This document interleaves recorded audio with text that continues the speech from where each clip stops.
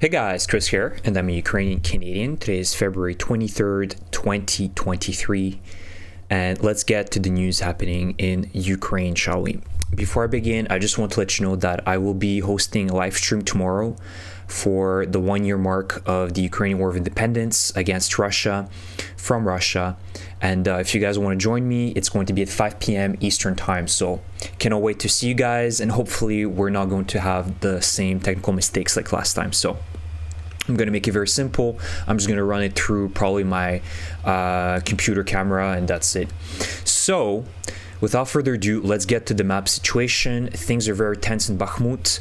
The Russians are currently really trying to push through Berkhivka and Yahidne, so the fighting is currently ongoing on the MO3 highway road all along here, as you can see, and the Russians are really trying to find a weak spot to get through Yahidne, Berkhivka, the small little settlements, to get closer towards the north of Bakhmut.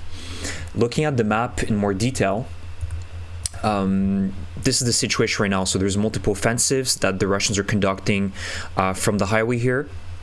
And there's also a lot of street fighting right now going on the east side of Bakhmut. So the Russians, I wouldn't say are in control of this area, because this area is completely devastated and it's very open. So the Ukrainian drones are doing a good job at pinpointing the Russian positions here and just striking them. There's also a lot of recon Ukrainian units that are actively working here to eliminate the Russian soldiers and the Wagner soldiers, most specifically. So the situation here is getting more complicated, more difficult. And on the south side, close to Ivanivske, is pretty much the same situation. Compared to my last video, there haven't been many gains here for the Russians. They're continuing to try to push from Opitne towards the south side of Bakhmut here, and on the outskirts of Bakhmut towards Ivanivske. So the Ukrainians are holding a strong defense, but as you can see, every single day the Russians are able to just grab a small little block here and there, and it's making it very difficult for the Ukrainians, because right now they're really on the defense, and I am not seeing any counter-attack from the Ukrainian side, especially on the north side towards Berkhivka and Yahidne. So I really hope that the Ukrainians are going to be able to defend Bakhmut, but I don't know what's going to happen, and it seems more and more likely, if the Russians are able to really encircle, take Yahidne, and really get really close on the north side here, that it's really going to be time for the Ukrainians to pull out of Bakhmut. But let's pray that's not going to be the case. But that's the situation. Very difficult in Bakhmut right now. Otherwise, in Kreminna, it's the second, I would say, heaviest front right now. As of late, the Russians opened up an offensive here, and they haven't been getting much ground here.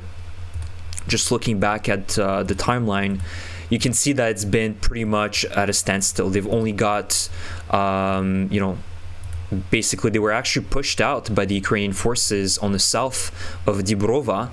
So I think that the Russians now are trying to conduct another counterattack to get back these positions here.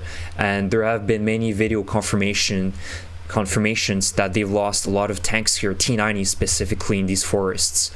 I don't know what their plan was, pulling heavy vehicles in dense forests is like very easy targets for the Ukrainians, but that's their plan here, and they're not going to stop.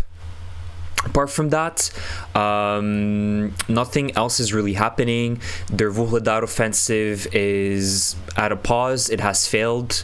And so that's great news for the Ukrainians. They're not really doing anything right now. And actually, there are rumors that the Marines, the 155th Pacific Fleet Marines, are rebelling, or actually protesting, I should say, against their commanders, because they no longer want to be sent to Vuhledar, because they haven't gotten any success here, and their leadership just continues to tell them the same game plan is to just storm Vuhledar directly. So there are rumors that the Marines here are protesting and no longer want to fight in Vuhledar. So that is an obvious massive failure for the Russian side. So that's the situation right now. It's getting difficult in Bakhmut, but overall it still remains under Ukrainian control. So let's get back to the slides, and a surprising news from Mariupol yesterday is that the Ukrainian forces struck Mariupol 3 times, and there were 2 strikes on an ammunition depot at the airport of Mariupol and military personnel cluster in the territory of the Ilyich Iron and Steel Works. So there are some rumors that these were the GLSDBs, so the long-range missiles that were used, bombs that were used against the Russians in Mariupol. So it's not confirmed, but it's kind of interesting because a few weeks ago reported that the United States said that they would only be able to provide Ukraine these bombs by the earliest, the summer, if not by 9 months, so closer to the September, October time. So if that's the case, that means that obviously the United States has them in stock and is secretly providing them already to Ukraine for potential counteroffensive in the spring from the Ukrainian side. So that's really good news. And let's just go back to the map just so I can show you guys where the airport is in Mariupol that they struck. So it's literally just right outside of the city of Mariupol. So the airport is right here. So this is where the Ukrainians managed to hit this ammunition depot, which really came at a huge surprise for the Russians because they really thought that Mariupol was really safe.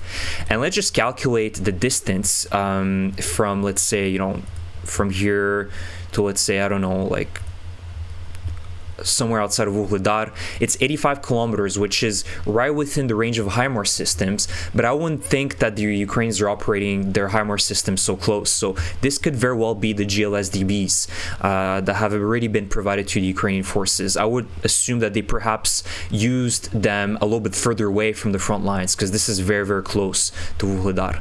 So that's great news. Hopefully more and more of these strikes are going to start happening in the next few days. So, some great news as well from Belgorod. Su-25 jet fighter crashed today, and the pilot died while ejecting. So I think he ejected, but perhaps the parachute didn't work. Anyways, this is a huge indicator. I've talked about it a few times many months ago that the longer this war drags on, the Russians are constantly cannibalizing their equipment, especially their airplanes.